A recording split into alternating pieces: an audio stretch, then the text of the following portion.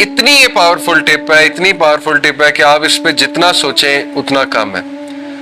ایسی حکمت ہے 5 ٹائم نماز میں کہ گوروں کو اگر یہ چیز پتہ لگ جائے تو وہ 1 منٹ میں اسلام قبول کر لیں، باقی ہدایت اللہ کے ہاتھ میں۔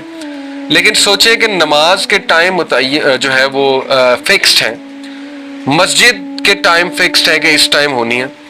جو بندہ اس کے مطابق ڈے اپنا رن کر رہا ہے، نہ وہ لیٹ ہو سکتا ہے، نہ ہی وہ کوئی بلا وجہ سو سکتا ہے، نہ ہی وہ بندہ کوئی بلا وجہ کی کمٹمنٹ رکھ سکتا ہے۔ تو یہ بھی بڑی پاورفل ٹپ ہے، بلکہ سب سے زیادہ پاورفل ٹپ ہے یہ کہ آپ نمازوں کو ٹھیک کر لیں، بس آپ اس پہ کام کریں، باقی چیزیں اس کے ارد گرد ریوالو خود کریں گی، باقی چیزیں اس کے ارد گرد ٹھیک ہو جائیں گی۔ اسٹوڈنٹ ہے ایک، وہ نمازیں پڑھ رہا ہے 5 صحیح ٹائم پہ پڑھ رہا ہے، اس کی پڑھائی بھی ٹھیک جائے گی، روٹین بھی ٹھیک جائے گی، ایکسرسائز بھی، ساری چیزیں ٹھیک جائیں گی۔ یہ بہت پاورفل چیز ہے، اسی کو ٹھیک کرنے کی آپ کسی نہ کسی طرح کوشش کریں۔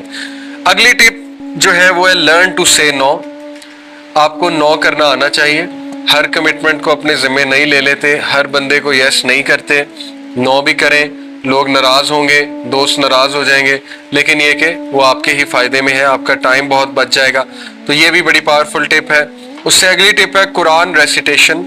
Reading the Quran gives us the dose of daily guidance and productivity boost that we cannot do without even for a day۔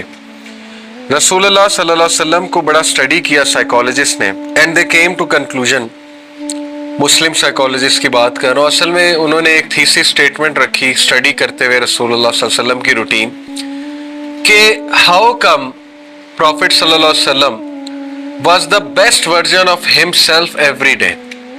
یہ تھیسس اسٹیٹمنٹ تھی کہ ایک شخص کیسے اپنا بیسٹ ورژن ہو سکتا ہے ڈیلی۔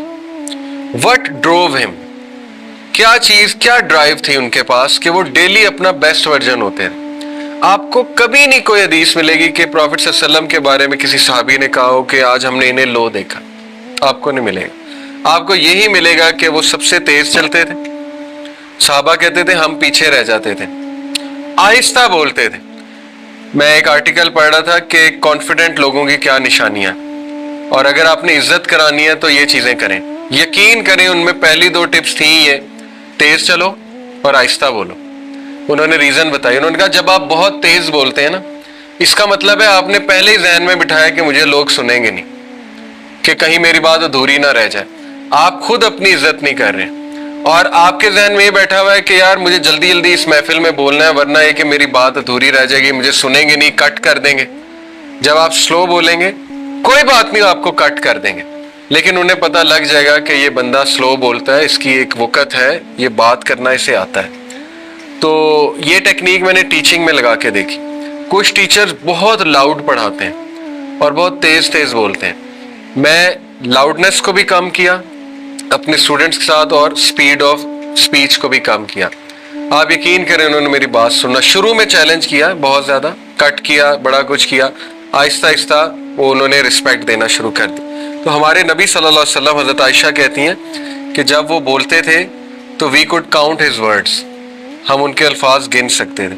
یہ الگ بات ہے کچھ لوگ تیز بولتے ہیں، وہ نیچرل ہیبٹ ہے، اس کو ہم نہیں کہہ رہے، کنڈیم نہیں کر رہے، کچھ باتیں نیچرل ہوتی ہیں، لیکن try to speak assertively, try to speak in a low pace۔ اس سے یہ ہے کہ آپ کا کانفیڈنس بھی بڑھے گا، اور جس محفل میں آپ بیٹھے ہیں وہ بھی آپ کی بات سنے گی۔ تو پہلی تھی کہ تیز تیز چلو۔ اللہ کے نبی صلی اللہ علیہ وسلم جو ہے وہ سب سے تیز چلتے تھے، اور ان کی واک ہی اس بات کا ثبوت تھی کہ وہ لیزینس تو دور کی بات، وہ تو واک بتا رہی ہے کہ ان سے ایکٹیو انسان کوئی ہے نہیں۔ صحابہ حیران ہوتے تھے کہ اپنے 50s میں ہے، لیکن ینگ صحابہ پیچھے رہ جاتے تھے، اتنا تیز چلتے تھے اللہ کے نبی صلی اللہ علیہ وسلم۔ یہی تو باڈی لینگویج ہے، یہی تو ونرز ایٹیٹیوڈ ہے کہ تیز چلنا ہے۔ تو وہ ہماری پیس گر جاتی ہے چھوٹی چھوٹی باتوں پہ۔ ایک تو یہی چیز لے ڈوبی ہمارے نوجوانوں کو، عشق اور مشوقی، وہی ان کی چال اسی چیز نے لے لی، تو لوزر چال چلتے ہیں۔ تو تھوڑا سا تگڑا چلنا چاہیے بندے کو، یہ اس کا بڑا امپیکٹ ہے۔ باڈی لینگویج کے ایکسپرٹس کہتے ہیں کہ اس سے کانفیڈنس بہت بڑھتا ہے آپ کا۔ اچھی چال ہم سب کے لیے ریمائنڈر ہے، میرے لیے بھی۔ تو بہرحال قرآن واز ہز ڈرائیو، جو میں ڈسکشن یہ چھیڑی کہ ان کی ڈرائیو کیا تھی، قرآن واز ہز ڈرائیو۔ صبح فجر پہ ایک تو قرآن کی ریسیٹیشن جو ہے وہ بہت بڑا موٹیویشن ہوتی ہے، اور دوسرا یہ کہ پہلی جو چیز وہ کرتے تھے فجر کے بعد، میں نے تھوڑا سا ڈیٹیل میں پڑھا، وہ ریمائنڈر دیتے تھے پرپز آف لائف کے بارے میں صحابہ کو. اس سے کیا ہوتا تھا کہ شروع میں ڈرائیو آ جاتی تھی کہ یار ہمارا مقصد اتنا بڑا ہے. یقین کرے جس قوم کو یہ پتا لگ جائے نا اس کا مقصد بہت بڑا ہے، وہ لیزی نہیں رہتے ہوئے. جیوز کو پتا ہے کیا مقصد ہے، ان کو پتا ہے ہم نے لیڈرشپ سنبھالنی. ان سے ہضم نہیں ہو رہا کہ ہم سے لیڈرشپ لے لی گئی ہے. اللہ نے کہا نا یا بنی اسرائیل میں نے تم پہ بہت فضیلت کی. وہ فضیلت لیڈرشپ تھی، لیکن یہ کہ اس کے قابل تم نہیں رہے. لیکن یہ کہ وہ ابھی بھی لگے ہوئے کہ نہیں ہم نے تو لیڈرشپ سنبھالنی ہے. تو اس وجہ سے وہ لیزی تو نہیں ہے. آپ گوگل پہ ابھی کھول لیں، دنیا میں بیسٹ ڈائٹ جیوز کی ہے، سب سے ہیلدی ڈائٹ. ہمارے ذہن میں چائنیز آتا ہے لیکن اس سے بھی پہلے جیوز ہے. آرگینک ڈائٹ کھاتے ہیں. سب سے ورسٹ ڈائٹ مسلم کنٹریز کی کڑھائی، ٹھیک ہے نا، وہ اچھی بات ہے، بڑی ٹیسٹی ہے. بریانی، مسالے دار چیزیں، ہلدی ٹکا کے ڈالی ہوئی ہے، وہ اس کے اوپر ٹھنڈا یخ پانی چڑھا لینا، اس کے اوپر لسی چڑھا لینا. تو اس کے نتیجے ہمارے سامنے. امریکنز کی بہت گندی ڈائٹ ہے، وہ تو سور کھاتے ہیں ویسے ہی.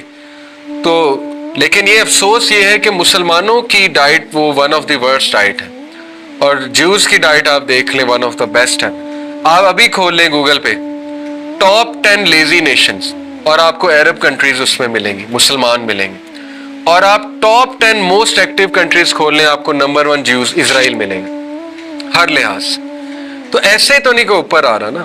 ٹھیک ہے وہ الگ بات ہے کہ ان کا کیس ہوپ لیس ہی ہے بیکاز اللہ تعالیٰ جس سے ناراض ہے. لیکن یہ کہ وہ تو اپنی طرف سے سب کچھ کر رہے ہیں نا، اور یہ اللہ کی طرف سے ٹیسٹ ہے ہمارے لیے کہ وہ قوم اوپر آ گئی ہے. بڑی بڑی پوزیشنز انہوں نے سنبھال لی ہیں، کیونکہ کچھ رولز تو اللہ تعالیٰ کے ایسے ہیں نا کہ وہ کافر بھی کرے گا تو وہ تو اوپر تو آئے گا. تو مسلمان افسوس کی بات ہے کہ لیزینس میں بہت آگے ہیں. اور انفارچونیٹلی یہ بات میں نے کئی بار سنی کہ ہمارا مذہبی طبقہ بہت ہلکا ہے، جس میں ہم بھی آتے ہیں. مطلب ان پروڈکٹیو ہیں اور ہلکے ہیں. شاید ہم نے یہ سوچ لیا ہے کہ اللہ نے ریسرچ کے لیے اور چیزوں کو بنانے کے لیے گوروں کو پیدا کیا ہے، اور امام مہدی آئیں گے وہ ساری چیزیں کانکر کر کے مسلمانوں کی جھولی میں ڈال دیں. یہی ہے آج آ کے یہی سوچ ہے. میں آپ کو بڑی اندر کی بات بتا رہا ہوں. یہ باقاعدہ جواب ہمیں ملے ہوئے جب ہم اس طرف توجہ دلاتے ہیں کہ مسلمان اے آئی میں کیوں نہیں آگے بڑھتا، آرٹیفیشل انٹیلیجنس میں مسلمان کیوں نہیں ریسرچ کرتا، مسلمان اکیڈیمکس میں کیوں نہیں آتا. تو بڑا کامن جواب ہے کہ دیکھیں مسلمانوں کو اس لیے پیدا ہی نہیں کیا گیا. یہ کام گورے کریں گے اور اس کے بعد امام مہدی نے آ کے انہیں کانکر کرنا ہے اور ساری اے آئی ہمارے پاس آ جانی، تو ہمیں محنت کرنے کی کوئی ضرورت نہیں. یہ ایٹیٹیوڈ ہے، اور اس ایٹیٹیوڈ نے آج ہمیں جس جگہ ڈگر پہ پہنچا دیا ہے. سم آف دا بگیسٹ پروکریسٹینیٹرز جو نیشنز ہیں ان میں مسلمانوں کا آئی ایم شیور ٹاپ میں شمار ہوتا ہے کہ ہم ڈیلے بہت کرتے ہیں چیزوں کو، اور سم ہاؤ ہم جگاڑو تو وہ آپ کو پتہ ہے عادت تو ہو گئی ہے. میرے دوست ساؤتھ کوریا گئے جی آئی کے سے گریجویشن کے بعد ماسٹرز کرنے، کچھ نے وہاں سے پی ایچ ڈی کی. انہوں نے کہا کہ ہمارے پروفیسرز نے پاکستانیوں کو کیس سٹڈی بنا لیا کہ چیٹنگ کیسے ہوتی. اس پہ کیس سٹڈی پاکستانی تھے ان کے، وہ دیکھتے تھے اور الاؤ کرتے تھے انہیں کہ یہ کریں.